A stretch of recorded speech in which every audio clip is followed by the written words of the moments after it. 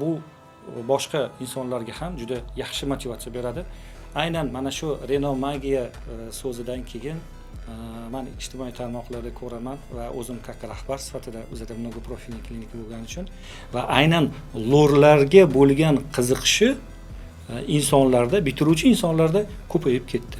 Bu kimgadir bu motivatsiya, kimgadir bu o'sha kelajakdagi o'sha insonga o'xshashi va kerak bo'lsa o'zini inson sifatida shakllantirish sifatida bu yaqqol namoyandasi bo'ladi.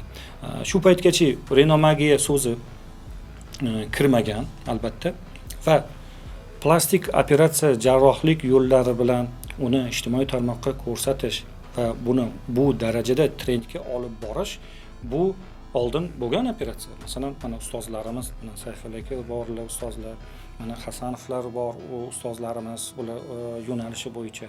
Bu davrda hozir men nimaga savol bermoqchiman? Men shaxsan o'zimda ham shu narsa bo'lgan. Biron bir mana ijtimoiy tarmoqlarga chiqqanda ustozlarimizdan azroq, bir endi stereotip boshqacharoqki, nimaga o'zingni ko'rsatyapsan, nimaga ijtimoiy tarmoqlarga olib chiqyapsan, nega kasaling yo'qmi, o'zing reklama qilma, sen yaxshi doktor bo'lsang, bemorni o'zi seni topib keladi degan stereotip bor.